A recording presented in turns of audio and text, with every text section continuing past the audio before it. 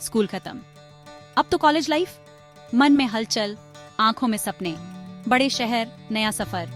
क्या होगा, कैसे होगा?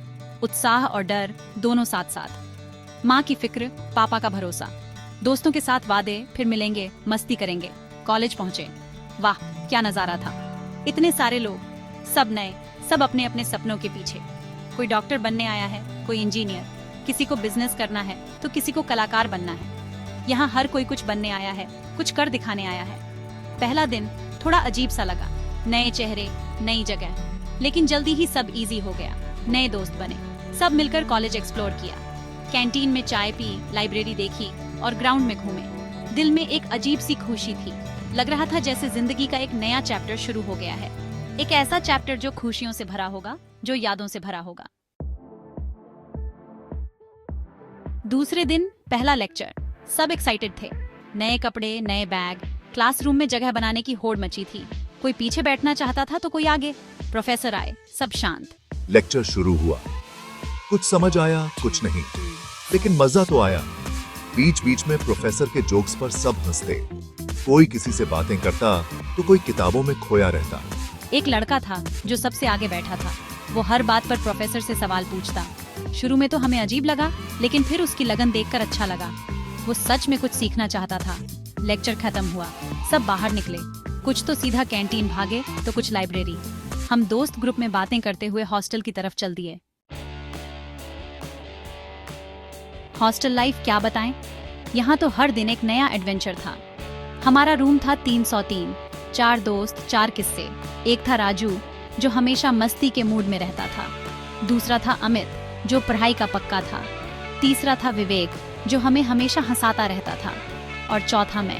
राजू को गिटार बजाने का बहुत शौक था। रात को वो हमें गाने सुनाता। अमित उस पर किताबें फेंकता और कहता, पढ़ाई करने दे वरना फेल हो जाएगा। विवेक हमें अपने जोक्स सुनाकर लौटपोट कर देता। और मैं इन सब पलों को अपने दिल में संजोता रहता। मैं भी निसा दिन था। एक बार की बात है, हमारे हॉस्टल में बिजली चली गई। गर्मी भी बहुत थी, सब परेशान थे। तभी राजू ने मोमबत्ती जलाई और गिटार बजाना शुरू कर दिया। हम सब उसके चारों ओर बैठ गए। उस रात हमने खूब गाना गाया, खूब मस्ती की। हॉस्टल में रहकर हमें एक दूसरे की परवाह करना सिखा, एक दूसरे के सुख दुख में साथ रहना सिखा। ये वो यादें हैं जो हम अपने साथ हमेशा लिए रहेंगे। कॉलेज लाइफ का सबसे खूबसूरत हिस्सा थे हमारे दोस्त। हम सब एक दूसरे से बिल्कुल अलग थे, लेकिन फिर भी हमारी बनती थी।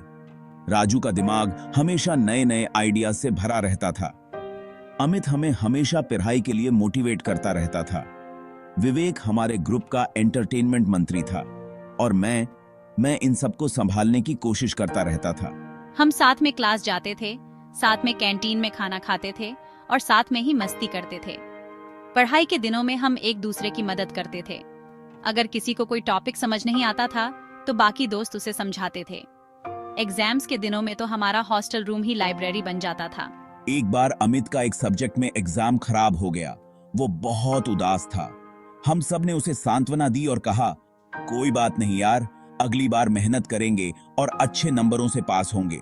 और सच में अगली बार अमित ने उसी सब्जेक्ट में सबसे ज्यादा नंबर हासिल किए। वो अमित।